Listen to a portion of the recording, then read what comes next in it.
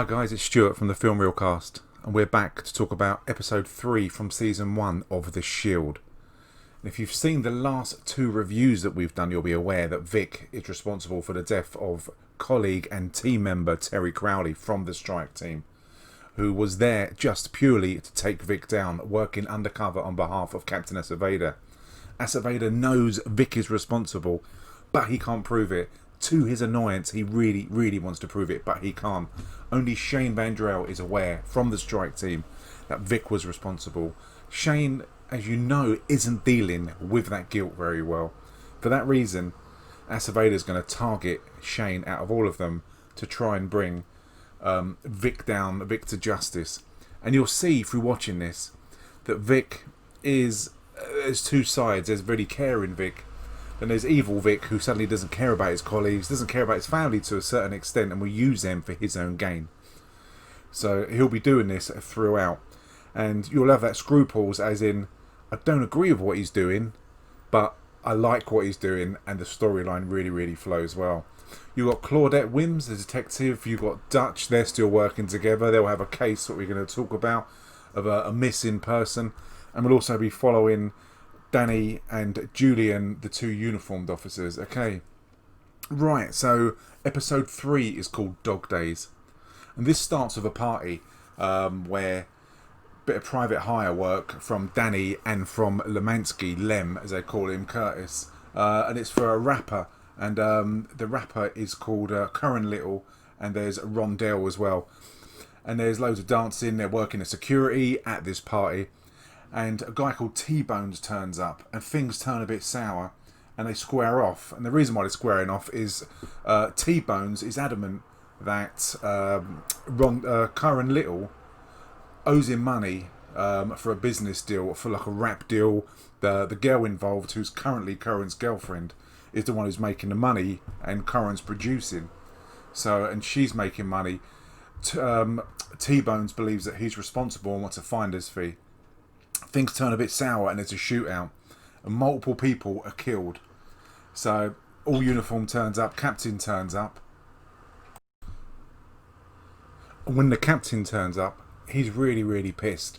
He's got 3 dead bodies in his borough that he needs to deal with, that he needs to explain to the mayor actually what happened. And what makes it worse is gang crime, which is something that he's pledged to all the residents that he's really going to stamp on, and he's going to get rid of gang crime. So he says, so Vic goes round to Rondell's house, and it's interesting because Vic and Curtis go round, and any other gang member, if the police turned up, that they'd be flushing drugs down the toilet, they'd be hiding guns, they probably wouldn't let him in.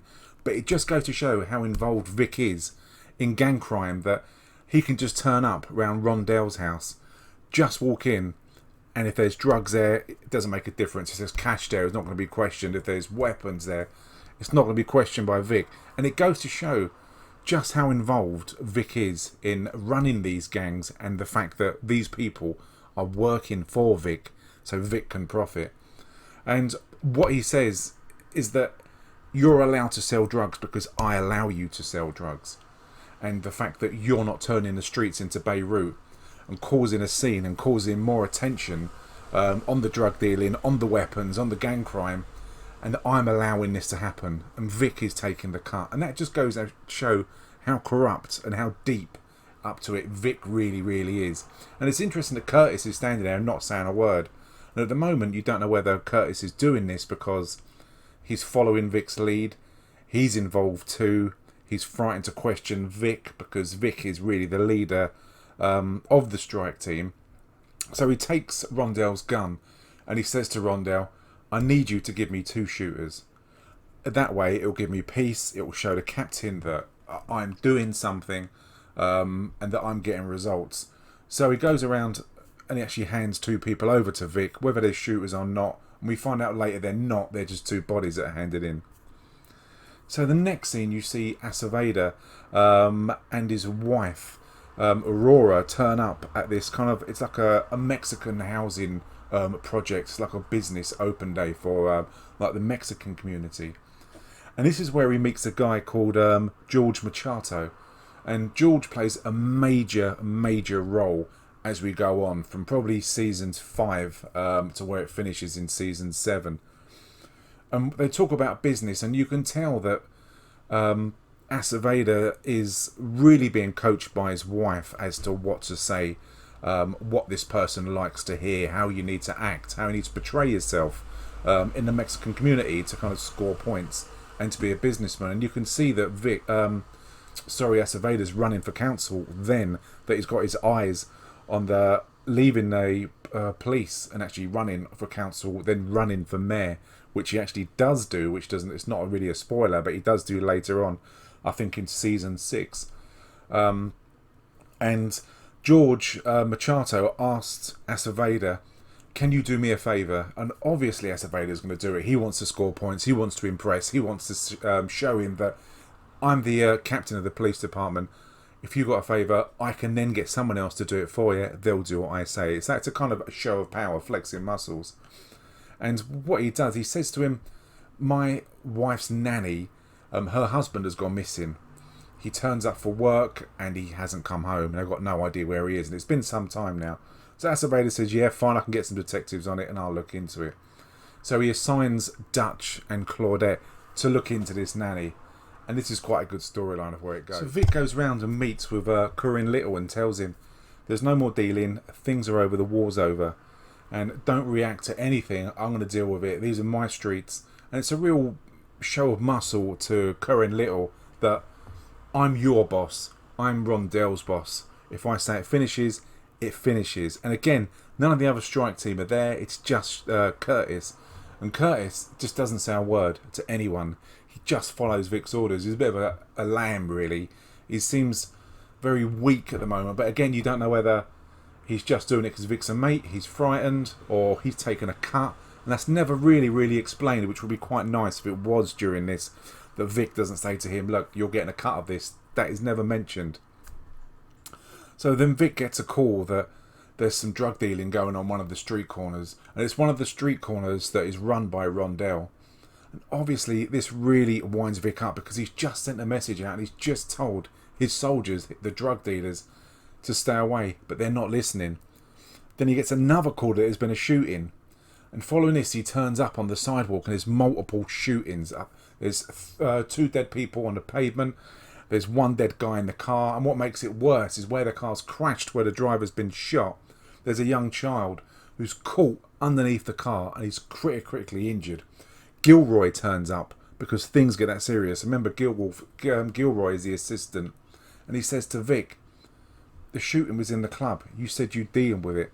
The shooting on the streets. You said you'd deal with it. Now there's a little boy. And it turns out that the little boy was dead on arrival at the hospital. He says to Vic, I funded your strike team. I started your strike team. If you're not getting results, I'm going to kill the strike team and just kill it off. And obviously, without the strike team, Vic's a normal police officer. He won't cash in on drug deals, on weapons deals, on gang crime, on prostitution. Vic will lose a bundle of money. And that is his motivation. It's just this stuff coming down, the lovely money. And he won't get any. So that's a motivation enough for Vic to turn up the heat and get really pissed off. And that's what happens. Vic gets T-Bones and Corinne Little into one of the interview rooms and he tries to negotiate a truce between both of them. And it's a good scene, but for me, it's a bit over the top. When you think there's been that shooting, a really high profile shooting, multiple dead people in a club, multiple dead people on the streets, and that they know that Corinne Little is running a member, the leader of one gang, and that T-Bones is the leader of another gang, and that he's got both of them in for a truce. The fact that they're not being interviewed, that it's a business deal, is a little bit, well, I say a little bit, it's being kind, it's really unbelievable. And I think it would have been better if this would have been something done maybe in the streets and with a bit of pressure, probably a bit of violence, that it would have been a bit more realistic. These 2 guys wouldn't have stepped foot inside a police station for a business deal. It seemed really unbelievable. But what they agreed to do is no more shooting. And again, they'll sort out a cash number of a starting figure that would have been how much T-Bones would have made from Corinne Little's girlfriend, like a finder's fee. So that's what they do. They agree to do a finder's fee. and it's a fee that only Vic agrees to. So whilst they're doing this, Danny is with Aceveda, and she's going through an ID book. Remember, she was working security that night with Lem in the club, and she IDs Rondell without Vic knowing. IDs Rondell was one of the shooters. Aceveda's happy about this because he knows or suspects that Rondell is working for Vic, and if he can get Rondell in and he can break Rondell, then there's a chance that Rondell will talk about Vic, grass Vic up, and again that's another opportunity for Aceveda to take Vic down. So obviously Rondell doesn't. He's a seasoned pro, he's a seasoned criminal. He's never going to grass up on Vic. He knows Vic's got his back. Plus Vic has so much to lose as well. He's got his police career, he's got his pension, he's got prison, he's got his family. He knows that it's never going to break.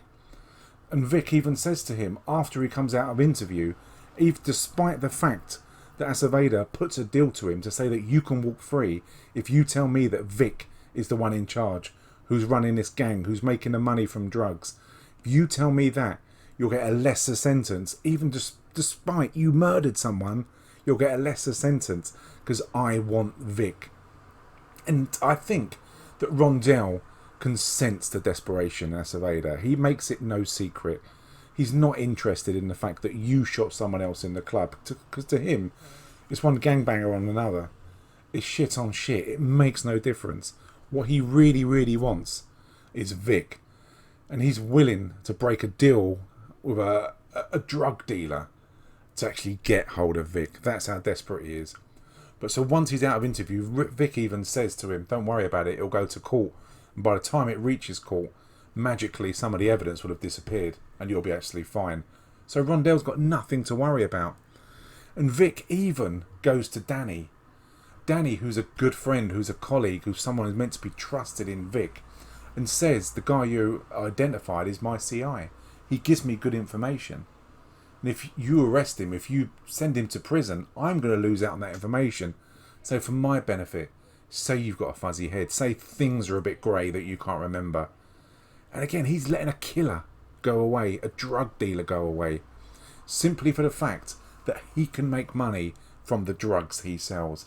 That's all he's interested in. And that kind of sums up the kind of guy that Vic is. He manipulates everyone for his own gain. There's also a short kind of side story, which is a bit of a quirky one, where Julian and Danny go to a lady who's saying that her son's been kidnapped. So you think this is going to be quite a big job. You think maybe Claudette's going to get involved, maybe Dut's going to get involved. But it turns out the person who's kidnapped her son is someone who was buried about 3 weeks ago, and that someone's dug the son up and threatened that the son will disappear, the body will disappear if she doesn't pay that much money.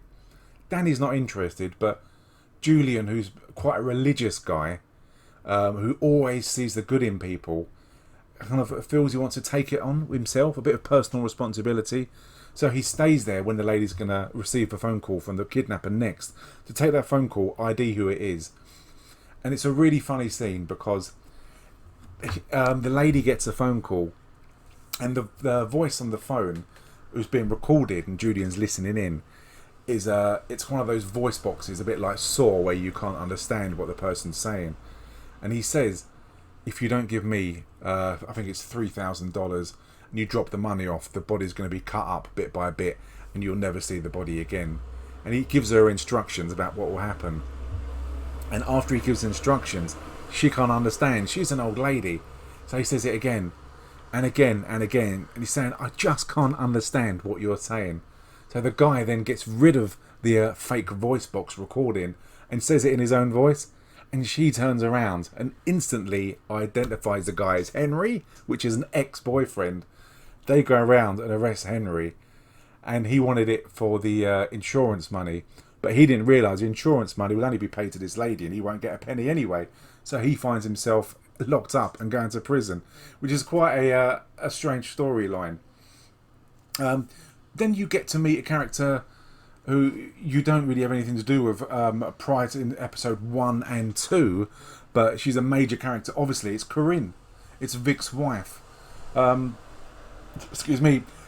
believes that there's something wrong with Matthew. Matthew's the younger son of Vic, and you get a scene where there he's lining up kind of all cutlery on the table, and everything's got to be in a line. Says the behaviour's really strange, and Vic puts it down to someone just being young with a kind of childish ideas or beliefs, and there's nothing. He kind of just brushes it off that there's no problems, and any problems he may have or may be showing is something that will go as he gets older. But Corinne isn't too sure, and this is something that will play in later on in a major way throughout all of the seasons, because one thing they do is that they keep the continuity of the children, and it's the same kids from episode 1 all the way towards the end of season 7, exactly the same family members. So you get to see them grow up, and you get to see the problems that they do have, and the problems that Vic has as well.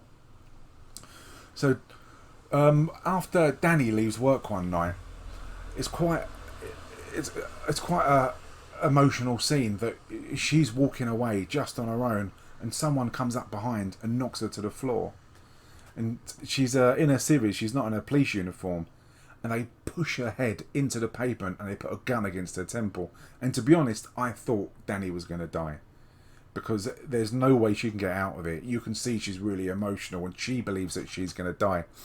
And this guy puts a gun against her head and says, forget everything you've seen. There was no shooter. You don't know who the shooter was.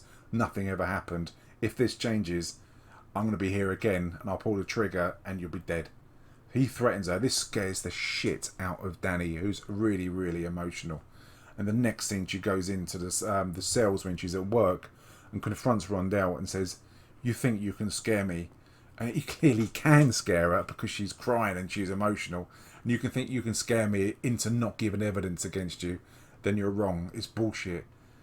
And Vic sees this, and he doesn't realise that Rondell has basically taken things into his own hands and tried to deal with it his own way. And it's strange because despite Vic earlier telling Danny that you've got a fuzzy memory, you can't remember what happened, manipulating her, and all the rest of his strike team and anyone, including his family, who crosses him, he still gets pissed off and protective over Danny and really annoyed that someone else has threatened her and someone to threaten to kill her, because he wants to deal with this and he believes he's in control of dealing with the situation. But again, the next breath, if Danny was going to give evidence against Rondell, Vic was trying to pressure her into not giving evidence. So, and that's the kind of confusing character that Vic is, because he's very controlling, very manipulative. If things don't go his way, he'll change it, and he'll change the person and change the circumstances so it does go his way.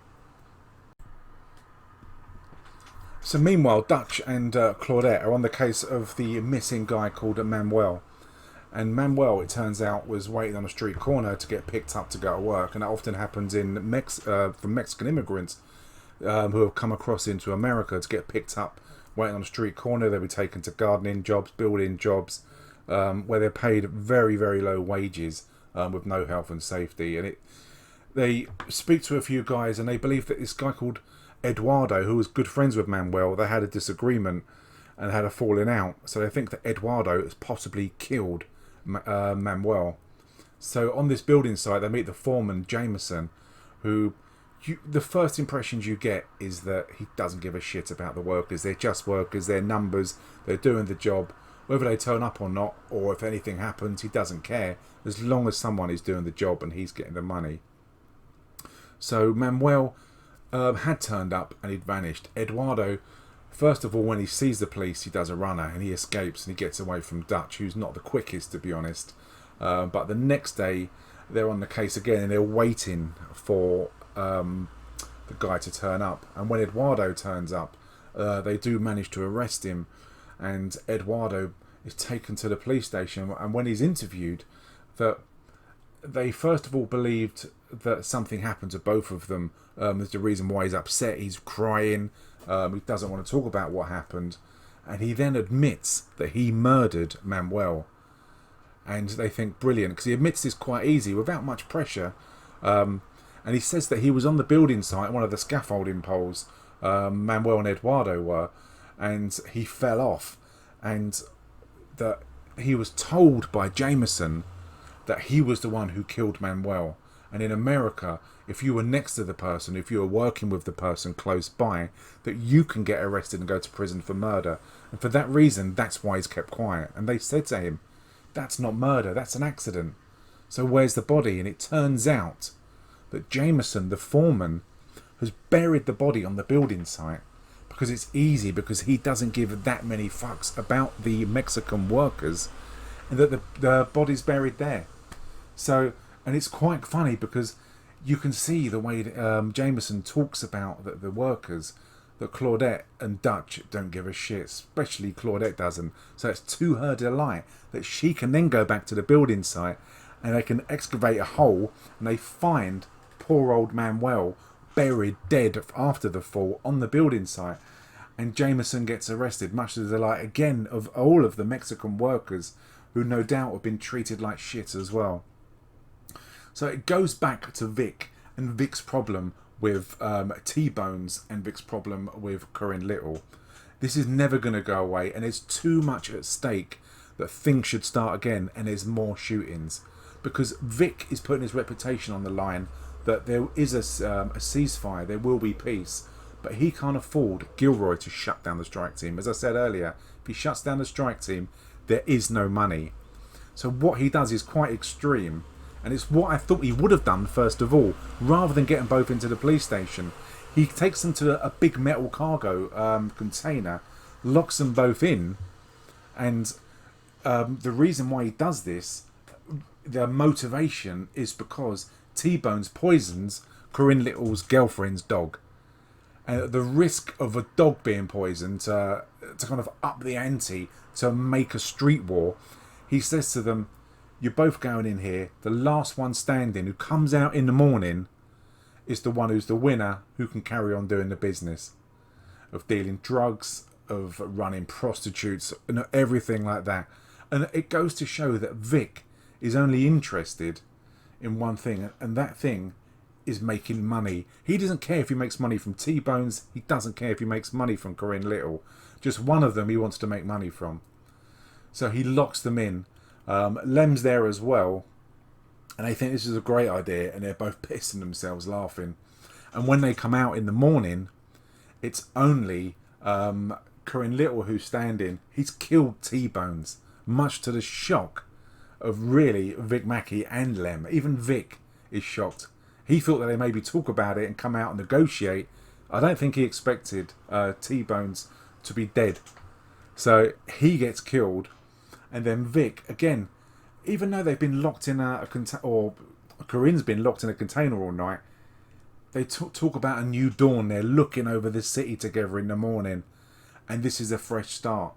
And again, Vic doesn't care. This goes to show that as long as someone can put money in his pocket, he doesn't care where the money's coming from. So that really boxes that off. And Aceveda asks this George Machado to be, can you sponsor me? Can you back me if I'm going to run for council next year? And initially, the Machado that isn't interested, and he says, well, there are other people who are more experienced people who I'd back and put before you. And Aceveda's selling the fact that he's Mexican, that he was a police captain. And then the final thing he says is that if I can bring down a corrupt police officer, would that get my backing? Would you support me running for council? And obviously George Machado turns around and says, yes, I will do. I'll back you 100%. And not that he needs it, that is more motivation that Aceveda needs to bring down Vic Mackey. So that's it. That is episode 3, Dog Days of The Shield. And the strange thing is, if you look on IMDb, if you look on Amazon Prime, that you've got The Spread down, which is episode 4. Both of them flip round. One of them says Dog Days episode 4, one says The Spread episode 4. So it depends if you look on IMDb or Amazon Prime to work out which episode 4 and what's episode 3. Because I'm doing this from Amazon Prime, I'm going with that. So episode 3 is Dog Days. Soon coming will be episode 4, which is The Spread. Again, if you like this, please subscribe. Okay, it was really, really good to hear your feedback. Subscribe, listen to our podcast, go on iTunes, go on Android, and just let us know. Again, this is only episode 3, so it's new to me. I really enjoy doing it. I love talking about the Shield. But if there's things you want me to talk about, if there's series you want me to review, then just leave some comments below and let me know what you want. But please click on subscribe, and that will be awesome. That's great. Well, I'm Stuart, and this is the Film Real Cast, and thank you for your time.